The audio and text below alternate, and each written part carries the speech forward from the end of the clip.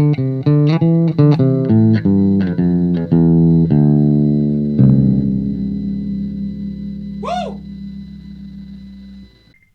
Okay. Watch this. Listen. Oh, shit. Hold on. Oh, shit. Huh? How about that, huh? That was good. That was good. Hey, everybody. Welcome back to another episode of Media Hunt. This is May, part 2, maybe sort of part 2 of 3. I'm not really sure. But you know what?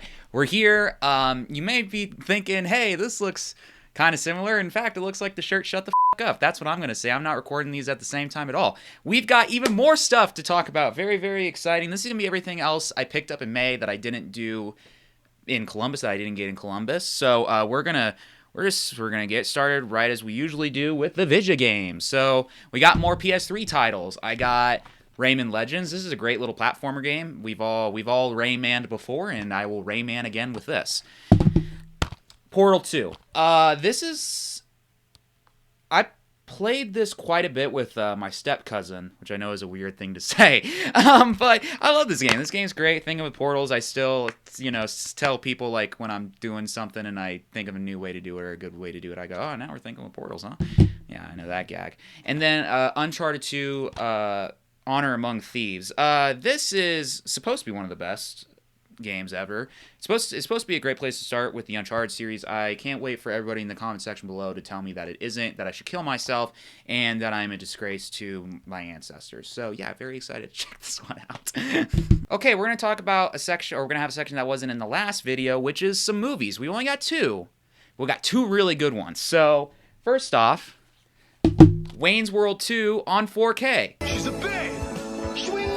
I love Wayne's World. We all love Wayne's World. It's so funny, and I'm really happy that they put this out, because when they put Wayne's World 1 on 4K, I was so confused. I was like, why didn't they put 2 out at the same time? And it was because those bastards at Kino Lorber were fighting for the rights for it. So I actually just rewatched Wayne's World 1 while I was in Columbus on VHS tape, which is the best way to do it, but it will be cool to see this in a high definition.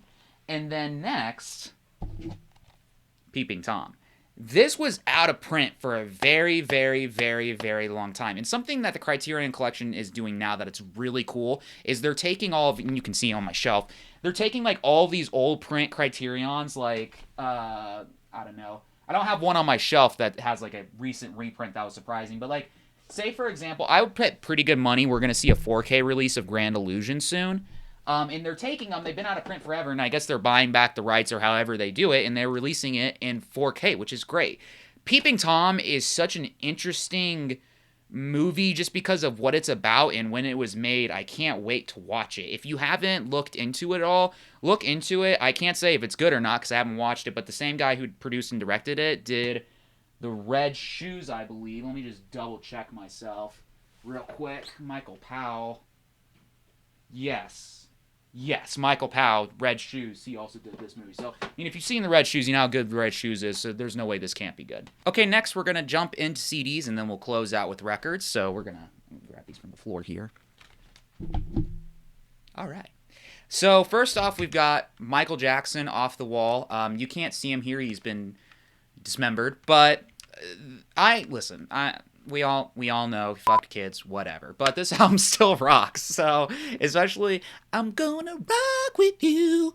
Yeah, there's a bunch of just really fun songs on this. I will say, like, Michael, like, as good of a musician as he is and things like that, like, every time I listen to his albums, I'm a little disappointed because, like, you'll have these songs that are, like, genre-defining songs, generational-defining songs, like Billie Jean, Thriller, fucking Bad, whatever, songs, and then the rest of the album kind of sucks dick. But this album is pretty good all the way through. I think this, like, out of the Holy Trilogy, Off the Wall is probably my favorite. Next, we've got not 1, not 2, but 3 Bill Evans albums. So we talked about in the last episode that I really like Bill Evans, and I was at Half Price Books, and they had these for like $5 a pop, and I was like, gimme, I'll take all of them. So we have Intermodulation, which is him with Jim Hall again. Jim Hall is famous for his work with Bill Evans on Undercurrent, but this was another record that he did with him. everybody digs Bill Evans, which 2 or 3 record stores days ago, this got a re-release or something like that, and now it's really expensive, but here it is on CD. And then Portrait and Jazz is a pretty iconic Bill Evans record as well. Yet again, all these were probably recorded on analog software. I do just kind of like to have... Ideally, I would have copies on vinyl, and I would have copies on CD, because when you're working on stuff, you kind of want CDs because it will run for like 50 minutes and you don't have to flip the record. Versus if you're just like hanging out, you know, and you want to listen to the full audio experience of it, you would want a record copy of it, obviously. So, and listen, having 2 copies of Bill Evans albums is never a bad move. Next, we got Violent Femmes Added Up. This is a compilation record from them with some previously unreleased material and stuff like that. I really like Violent Femmes. I mean, their self-titled is great, as we all know it. That's like one of like the first albums that really got me into punk music. So this is just great to have more of those songs. I want to keep digging deeper into Violent Femmes because I've listened to Hallowed Ground as well, and I really enjoyed that record. So it'd be cool to listen to this. Elton John Greatest Hits. I mean, this is his greatest hits. I mean, it has all of his greatest hits. It's got Your Song, Daniel, Goodbye Yellow Brick Road, Saturday Night's Alright for Fighting, Rocketman, Benny and the Jets, Candle in the Wind, Don't Let the Sun Go Down Me, Border Song Cry. It has all of his greatest hits. So, this is... I'm looking at the back of this, and this is a real chronicle of a greatest hits album, as in it's kind of perfect. So I wanted to have it so that way I could skip in between these songs. Also... very sad news. So I don't know what happened to it, but I had a CD copy of Don't Shoot the Piano Player, and the CD's gone. This kind of thing never happens to me. I don't know how I lost it, but I need to get a new copy of that album. But this will hold me over because I just really like listening to Daniel and Crocodile Rock. Okay, next we got John Coltrane, Coltrane for Lovers. I got this exclusively because it said For Lovers on it, and I like smooth jazz music that you're supposed to pound to. So I thought this would be good to listen to nice soft music from our boy Coltrane, even though I own so much Coltrane that I probably have all these songs in a different format. It's just like, well, they put it in a nice package for me. So Randy Travis 8x10. If you're a country music head from the 90s, this is essential work. I mean, you have Deeper Than the Holler, Stronger Than September, which is basically that's about it. Always wanted to get this record. I was always just waiting for it to be like $2 at a thrift store, and that's how I procured it. But yeah, I mean, yeah, Deeper Than the Holler. I mean, that is... And then finally we got By the Way. I am really close to having all the Red Hot Chili Peppers albums. And this was one that I'm missing. My favorite songs off it are By the Way and Dose. Those are just, I mean, those are great songs. This is great album artwork too. They always have really good album artwork. But I would eventually like to get all of their... I think all I'm missing at this point is... it literally might just be Freaky Styley. That might be the only one I'm missing, because I think I have Uploaf and I have the self-titled. The self-title is really, really good. Not enough people talk about the self-title. The bass work on that's crazy. But yeah, By the Way. All right, now we're going to be moving on. Okay, these are kind of getting crushed. Now we're moving on to the LP section of the show. We're starting off with Trio. So you might not know about this album. So at some point in 1987, I suppose that's when the copyright date is. Who knows? It was actually released at that point. Dolly Parton, Linda Ronstadt, and Emmylou Harris came together as a group to create a group album together. And I'll tell you what, dude. I'm not sure if you could... There we go. Dude, they do Emmylou up. They do almost all of them up bad, aside from Dolly. And this is unflattering photos of Linda and Emmylou. But what's really cool about this record is... Well, one thing, I will say, it's not a sensational album. That's why no one really knows about it. The song, their singing sounds really, really good together. They just picked a real slew of mediocre songs to put to it. But one thing I want to highlight about this is it has, one of my favorite inner sleeves of all time. It's so cool. So it's like these little paper dolls or whatever that you wouldn't cut them out of this, but it's like, I talked to my mom and she said that this used to be a thing that'd be popular in magazines and stuff. And you can dress them up and stuff. And dude, literally, even in the inner sleeve, they still do Emmylou up so ugly. She's such a gorgeous lady and they just do her so dirty. All right, next, keeping along with the country theme, we got 2 Conway Twitty records, Southern Comfort and Hello Darling. Now, this is a newer press of Hello Darling. I think this was from the 70s. It's not one of the originals or anything like that, but this is country music legend right here. I mean, Hello Darling, this even has Blue Eyes Crying in the Rain, which I gotta look to see if maybe he wrote that or someone else did. Hey guys, it's editing Aiden here. So yeah, Blue Eyes Crying in the Rain was written by a guy named Fred Rose, and it was made popular by Roy Acuff in 1947. So way before Conway and way before Willie. So there's a little interesting factoid for you. Because I don't think Willie wrote it. I think he made it popular, but he didn't write it because it wouldn't have been on this Conway Twitty record. Anyway, though, yeah, I listen to Hello Darling, just that song all the time. And then same thing kind of goes for Southern Comfort here. Both of these LPs were like $4, which was really good. This has Slow Hand on it, which is a great song. And eventually I'll get around to listening to the rest of the record. But, sometimes if an album's like $4 and there's one song on it that I really, really, really like, I'll get it so that way I can have that song. Next is another piece of kind of country music history. Is Kenny Rogers in the First Edition. So you may not know that Kenny Rogers was part of a band called Kenny Rogers in the First Edition. And they did the song Ruby Don't Take Your Love to Town and very famously Just Dropped In, which was on the Big Lebowski soundtrack. Lucy! You didn't think I was rolling out of your neck, did you? I just dropped in to see what my condition was in. That was so not how that goes. But anyway, this is a really greatest hits album. I've had it before. So back when I made a new turntable purchase, because as we all did, I had a shitty one that didn't have a counterweight or anything. This was one of the records that I had to get rid of because it was so noisy when I switched to the new player. So this is finally a copy that's in really nice shape. So I'm excited to re-listen to all these songs. And then next, we got Duty Fruity, oh Rudy, Duty Fruity. Yeah, you get it. Okay. Next we...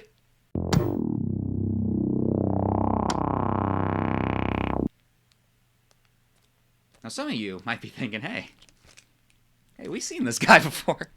We've seen this. We've seen this little gag before. You have seen this little gag before. So, you get to a stage when you start collecting albums where you start buying ones that you already own because you find one that's in better shape than the one you own, and that's exactly what happened here. So, a month ago, I bought Countdown to Ecstasy, and it was a fine copy. I bought it off Discogs, which... We're gonna take a little break here from our normal program, and let's talk about Discogs. So Discogs is great. Discogs is awesome. I'm so glad that we have it. If we didn't, I guess record collecting might be a lot cheaper, but it's great that we have it because you can catalog your albums, you can share stuff about certain pressings, you can communicate with an online base there. They have cool articles that they put up. I love reading I love when they have recommendations of albums and stuff, and usually those recommendations are really good. The one thing that sucks about Discogs, I don't trust anybody's ratings on Discogs. Unless you're listing an album as near mint or sealed, I'm not buying it. I'm not taking a chance, because I've gotten burned so many times by people who think they have Very Good Plus records, and they are not Very Good Plus. Let me lay this out for you real quick. A Very Good Plus record means that there is barely any surface noise. And if there is surface noise, it is during quiet parts of the record, and that thing looks really glossy. The only scratches it should have are superficial ones from taking out of the paper once and kind of roughing that. So when I got Countdown to Ecstasy off Discogs, I got a Very Good Plus copy, and it was more like a Very Good Plus, right? At least to my standards. So bear that in mind when you're buying records off Discogs. Unless they can somehow send a picture, an audio recording, go ahead and just assume it's going to be one grade below what you're expecting. So if it's near mint and it's opened, it's probably Very Good Plus. If it's Very Good Plus, it's probably very good. So if you keep that in mind, it's a little bit easier. But yeah, I would not recommend buying Very Good Plus off Discogs. And the only time I would is maybe if you have a little repertoire with a seller and you kind of know how they grade things. But yeah, that's our little diversion vinyl record collecting tip. But yeah, I rebought it. Plus, this album's fucking great, dude. I should own 5 million copies of this. Next, we have 2 albums from the same artist. Nancy Sinatra, Nancy and Lee and Nancy Country My Way. It's hard to do it because it's flipped and I'm looking at myself in the camera. So, funny story about these. I actually purchased these with my sweet girlfriend, Kaden, and we did it in January. So, Nancy was switching over I'm not sure if she was switching over labels or if she was just switching over, who was taking care of the shipping for Light and Attic Records. But anyway, there was a huge sale, and I was like, oh my god, I gotta get these. I want these albums because they're great pressings of them and stuff like that. And I really like Country My Way. It's a really good country record. And then it took 5 months to get to us, but they did. She got like the last of, because she's way bigger than Nancy than I am. She got like the last of what she needed as far as collecting her goes, and then I got these two. They're just the standard black pressings. I did find out like they have really cool colored presses of it, and I might honestly upgrade to those someday. But these are gonna sound better anyway. So, all right, next. Now we're about to talk about something that's very near and dear to my heart. I might shed a tear or two, and that's Twin Peaks. I can't. Dude, ever since Lynch died, I can barely even hear the theme to this. Like Twin Peaks for me, like came to me in a time in my life where I was having like a lot of turmoil. I had just gotten over. No, I wasn't over it. I mean, I was going through a really bad breakup. And, like, the only thing in my life that was positive at that point was getting to watch Twin Peaks. And so I have all the soundtrack pieces already. This is an upgrade. So this is the Record Store Day exclusive. That was, like, blue and green. But, yeah, ever since David died, it's really hard to listen to these, and it's kind of hard to watch Twin Peaks. But I watched a few episodes, like, sporadically throughout May, and it's kind of like coming home to a home you didn't even really know that you had or could be a home. It's kind of poetic that it's a figurative home because David Lynch made it, but yeah, I'm sorry, I could stare at this and talk about Twin Peaks. I also have a Twin Peaks tattoo. I have the Bookhouse Boys patch. Feel free. If you need to let out some feelings about how you feel about David Lynch's passing, let it stream down in the comments, boys. I want to hear about the first time you ever jerked off to anything, and it was that scene in Wild at Heart with Nicolas Cage and Laura Dern. Anyway, moving on. Hey, look at this. We got another self-titled pressing. So this is the blue and yellow. Kind of. Woo. So this is probably going to be the last self-titled pressing I'm going to get. The only other one I'd be interested in getting is the back-to-back or back-to-black vinyl cut, just to see if it's any different from my other standard cut. Maybe the lenticular cover. I already have the Robin the Hood lenticular cover, so I don't really feel like any need to get any more of that series, but maybe I'll completion it and I'll just get all of them. And then maybe the White Newberry. The White Newberry one is supposed to be kind of like all over the place in sound quality. What's not all over the place in sound quality is this. This is the best version I have of this album, is the blue and the yellow one. This is the one you want.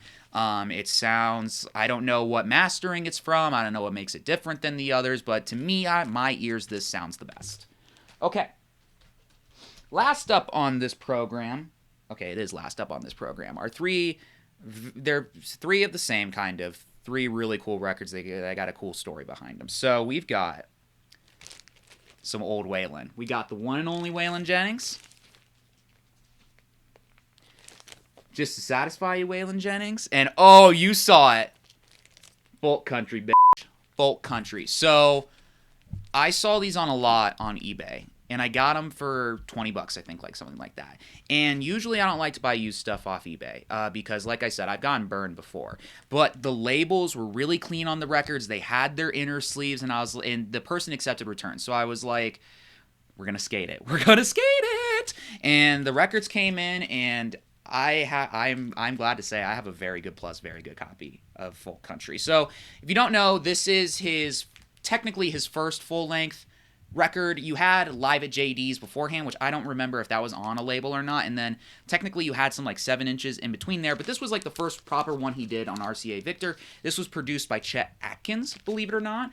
The biggest song off here is Stop the World and Let Me Off, but this is where Waylon starts. This is where the whole entire thing starts, and for me, that's very cool to have this little piece of history of his. And you know what's even crazy? This says I'm a man of constant sorrow on it. So, yeah.